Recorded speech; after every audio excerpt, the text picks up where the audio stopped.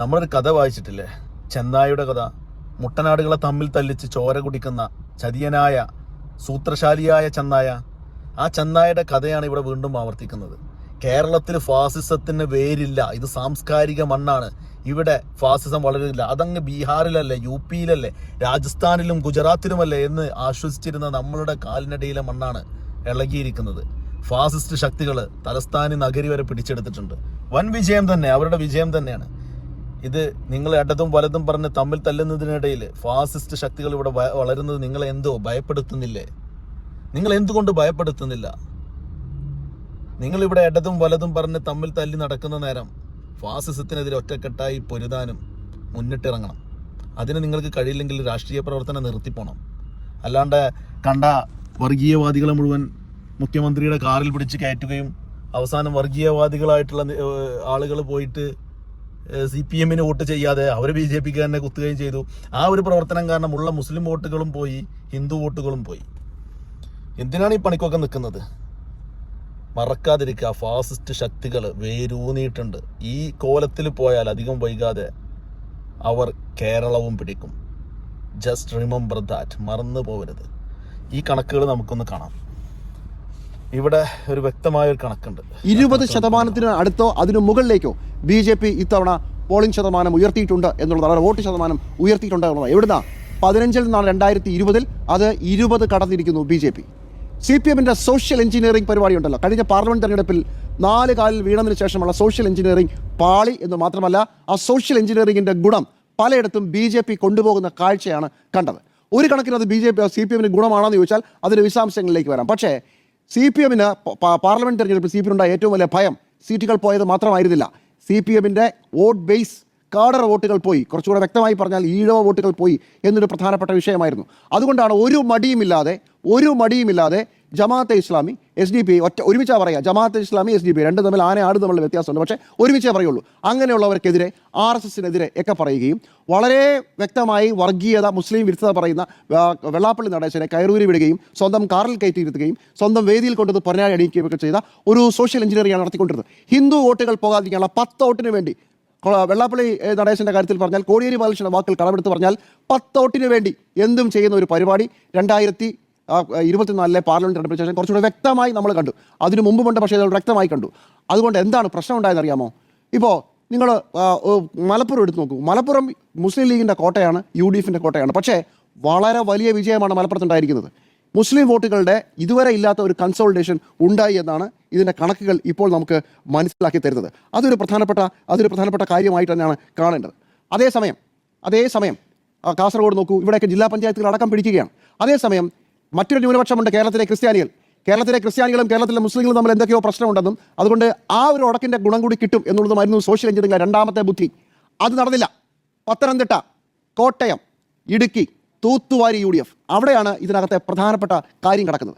Kerala Congress Mani group 2020 വന്നതോടുകൂടി വളരെ വലിയ മേൽക്കൈ LDFന് നേടുത്തുന്ന 3 ജില്ലകൾ LDFനെ കൈവിട്ടിരിക്കുന്നു. അപ്പോൾ ന്യൂനപക്ഷങ്ങൾ കാര്യമായുള്ള 2 സ്ഥലങ്ങൾ, വടക്കൻ കേരളത്തിലെ മലപ്പുറം പോലെയുള്ള സ്ഥലങ്ങളിൽ വളരെ കാര്യമായി, കോഴിക്കോട് പോലെയുള്ള സ്ഥലങ്ങളിൽ വളരെ കാര്യമായി ഇടതുപക്ഷത്തിന് കാലിടുന്നു, UDF അടിച്ചു കയറുന്നു.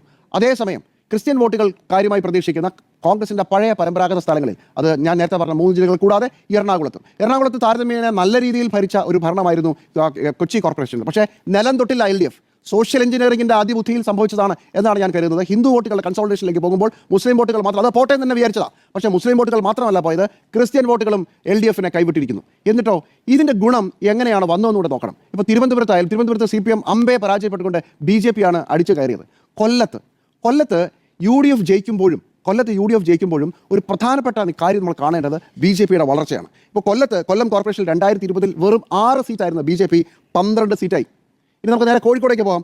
കോഴിക്കോട് 7 സീറ്റുകൾ ഉണ്ടായിരുന്ന BJP 13 BJP ജയിച്ചിരിക്കുന്നത്. കോഴിക്കോട് ഇടതുപക്ഷത്തിൻ്റെ അക്കൗണ്ടാണ് നമ്മൾ കൂട്ടുന്നതെങ്കിലും കോഴിക്കോട്ടെ കോർപ്പറേഷൻ ഹങ്ങാണ്, അവർക്ക് പൂർണ്ണമായി അവരുടെ കയ്യിലില്ല. ഇതേ സാധനം കൊല്ലത്തുമുണ്ട്. കൊല്ലത്ത് 1 സീറ്റിൻ്റെ വ്യത്യാസത്തിലാണ് കൊല്ലത്ത് ഇപ്പോൾ UDFന് കേവല ഭൂരിപക്ഷമില്ലാത്തത്.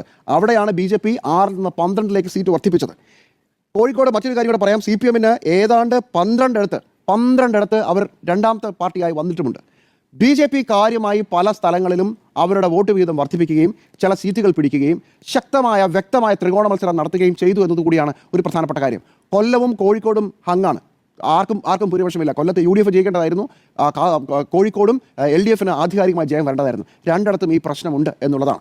അപ്പോൾ CPM-ന്റെ സോഷ്യൽ എഞ്ചിനീയറിംഗ് വിജയിച്ചോ ഇല്ലയോ എന്ന് ചോദിച്ചാൽ ഭരണവിരുദ്ധ വികാരം ചില സ്ഥലങ്ങളിൽ ചിതറിപ്പോയിട്ടുണ്ട് എന്നുള്ളത് ഈ കണക്കുകൾ നോക്കുമ്പോൾ നമുക്ക് മനസ്സിലാവും. അപ്പോൾ അത് CPM-ന് ഒരു തരത്തിൽ ഗുണമല്ലേ?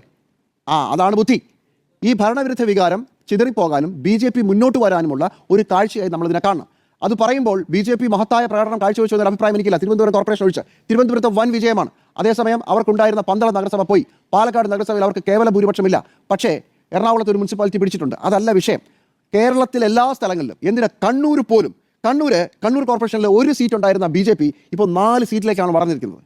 മലപ്പുറത്ത് ഒരുപാട് സ്ഥലങ്ങളിൽ BJP വളരെ ശക്തമായി വരുന്നു. ഭരണവിരുദ്ധ വികാരത്തിൻ്റെ ഒരു ചങ്ക് BJP കൂടി നേടുന്നു എന്നുള്ളതാണ് പ്രധാനപ്പെട്ട കാര്യം. BJP കേരള ചരിത്രത്തിൽ ആദ്യമായി വളരെ വ്യക്തമായ ത്രികോണ മത്സരത്തിൻ്റെ എല്ലാ ഗുണങ്ങളും, ഇതുവരെയുള്ള ത്രികോണ മത്സരം LDF-നെയോ UDF-നെയോ തോൽപ്പിക്കുന്ന ത്രികോണ മത്സരമാണെങ്കിൽ വേണമെങ്കിൽ ഞങ്ങൾക്കും ജയിക്കാം എന്നുള്ള ഘട്ടത്തിലേക്ക് ത്രികോണ മത്സരത്തിൻ്റെ ഗെയിം തന്നെ മാറ്റിയിരിക്കുകയാണ് BJP. അത് CPM-ന്റെ സോഷ്യൽ എഞ്ചിനീയറിംഗിൻ്റെ ഒരു ഭാഗം കൂടിയാണ്. വളരെ ശക്തമായ ഹിന്ദു കൺസോൾട്ടേഷന് വേണ്ടി ശ്രമിച്ച CPM അത് ഒരു ഘട്ടം വരെ നേടുമ്പോൾ പല സ്ഥലത്തും അതിൻ്റെ ഗുണഭോക്താവായി മാറിയത് BJP ആണ്. എങ്ങനെയാ? ഹിന്ദു കൺസോൾട്ടേഷൻ ഉണ്ട്, ശരി, അത് നടത്തുന്നു. പക്ഷേ ഭരണവിരുദ്ധ വികാരമുണ്ട്. അപ്പോൾ ആർക്ക് വോട്ട് ചെയ്യണം? ഹിന്ദു കൺസോൾട്ടേഷൻ ഉണ്ട്, അത് ജമാഅത്തെ ഇസ്ലാമിയുമായും മറ്റുള്ളവരുമായി കൂട്ടുകൂടുന്ന UDF-നെ ഒഴിവാക്കിയാൽ പിന്നീട് ഭരണവിരുദ്ധമുള്ള ആളുകൾ എവിടെയാണ് വോട്ട് ചെയ്യുക? BJP. ഇത് CPM അടുത്ത തെരഞ്ഞെടുപ്പിന് വേണ്ടി നടത്തിയ ഒരു ഗെയിം പ്ലാനാണ്. സത്യത്തിൽ CPM-ന്റെ ആളുകൾ ആശ്വസിക്കുന്ന ദിവസം കൂടിയാണെന്ന്. നമ്മൾ വിചാരിച്ചതുപോലെ വലിയ പരാജയമല്ല ഉണ്ടായിരിക്കുന്നത്. ചില സ്ഥലങ്ങളിലൊക്കെ BJP കയറി വരുന്നത് ഭരണവിരുദ്ധ വികാര വോട്ടുകളെ സ്പ്ലിറ്റ് ആക്കിയിട്ടുണ്ട്. അല്ലെങ്കിൽ കൊല്ലം സുഖമായി കയ്യിലിരിക്കേണ്ടതാണ്. അങ്ങനെയല്ല സംഭവിച്ചത്. ചുരുക്കത്തിൽ ഭരണവിരുദ്ധ വികാരമുണ്ട്. അത് കേരളത്തിൽ ആഞ്ഞുവീശി. പൂർണ്ണമായും അതിൻ്റെ ഗുണം ഇങ്ങനെ ആയിരുന്നില്ല ഉണ്ടാവുക. BJP എന്ന ഒരു ഘടകം അത് സ്പ്ലിറ്റാക്കി പോയിരിക്കുന്നു എന്നുള്ളത് ഒരു പ്രധാനപ്പെട്ട വിഷയം തന്നെയാണ്. ഇനി അങ്ങോട്ടുള്ള നിയമസഭാ തിരഞ്ഞെടുപ്പ് വരുമ്പോൾ ഇത് എങ്ങനെ ഇരിക്കും എന്നുള്ളത് അറിയണം. ഇപ്പോൾ LDF-ന് പല സ്ഥലങ്ങളിലും അവർ കിട്ടിയ വോട്ട് എത്ര, അത് നമുക്ക് നിയമസഭയിലേക്ക് എക്സ്ട്രാപ്പുലേറ്റ് ചെയ്ത് നോക്കിയാൽ അവർക്ക് ഭൂരിപക്ഷം നേടാനുള്ളതുണ്ടോ എന്നുള്ളത് നോക്കണം. അത് വിശദമായി പഠിച്ചു വരുന്നതേ ഉള്ളൂ. പക്ഷേ ഭരണവിരുദ്ധ വികാരം ആഞ്ഞു വീശിയ ഒരു തെരഞ്ഞെടുപ്പിൽ BJP ഫാക്ടർ ഉണ്ടായിട്ടും ഹിന്ദു കൺസോൾട്ടേഷൻ എന്ന് പറയുന്ന സാധനം കുറേ സ്ഥലത്ത് വർക്ക് ചെയ്തിട്ടും UDF തിളക്കമാർന്ന വിജയമാണ് നേടിയത്. 7 ജില്ലാ പഞ്ചായത്തുകൾ പിടിക്കുമ്പോൾ അതിൽ കേരളത്തിൻ്റെ മധ്യ കേരളം കൂടെ നിൽക്കുന്നു എന്നുള്ള പ്രധാനപ്പെട്ട കാര്യം, തൃശ്ശൂർ കൂടുന്നുള്ള പ്രധാനപ്പെട്ട കാര്യം, വടക്കോട്ട് പോയാൽ മുസ്ലിം കൺസോൾട്ടേഷൻ അതിശക്തമായി നടക്കുന്നത്, കാസർഗോഡ് വരെ അവർക്ക് ജില്ലാ പഞ്ചായത്ത് തരുന്നതിലേക്ക് എത്തുന്നു. ഇതാണ് കേരളത്തിൻ്റെ ചിത്രം. ഭരണവിരുദ്ധ വികാരം ചിതറിപ്പോയ വേണ്ടിയിട്ട് ഓടിപ്പാന് നടന്ന് വെള്ളാപ്പള്ളി അടക്കം പിടിച്ച് വണ്ടിയിൽ കയറ്റുകയും മുഖ്യമന്ത്രിയുടെ വണ്ടിയിൽ ഒരു വർഗീയവാദിയെ പിടിച്ച് കയറ്റി ഈഴവ വോട്ടുകളെ വെട്ടിയിലാക്കാൻ ശ്രമിച്ചു. പക്ഷേ വണ്ടി കയറി ഒക്കെ പോയതിന് ശേഷം കള്ളപ്പാന്തി നായിൻ്റെ വെള്ളാപ്പള്ളി ടീമും മാറിക്കുത്തി. അവർ BJPക്ക് അല്ലാതെ അവർ കുത്തൂല. അവർ NDAയുടെ മുന്നണിയാണ്. NDAയിൽ സ്ഥാനാർത്ഥികളെ വെച്ച് മത്സരിപ്പിക്കുന്ന ടീമാണ്. പിന്നെ എങ്ങനെയാണ് അവർ ഈ CPM-ന് വോട്ട് ചെയ്യുക? അതുപോലും ചിന്തിക്കാൻ കഴിവില്ലാത്തവരാണോ CPM-ന്റെ നേതാക്കൾ? മുസ്ലിം വോട്ടുകൾ 10 പോയാൽ പോട്ടെ, നമുക്ക് ഹിന്ദു വോട്ടുകൾ നിലനിർത്താം, അല്ലെങ്കിൽ ഹിന്ദു വോട്ടുകൾ വാരിക്കൂട്ടാം എന്ന് കരുതി പാനവർക്ക് മുസ്ലിം വോട്ടും കിട്ടിയില്ല, ഹിന്ദു വോട്ടും കിട്ടിയില്ല എന്നുള്ളതാണ് ഈ കണക്ക്.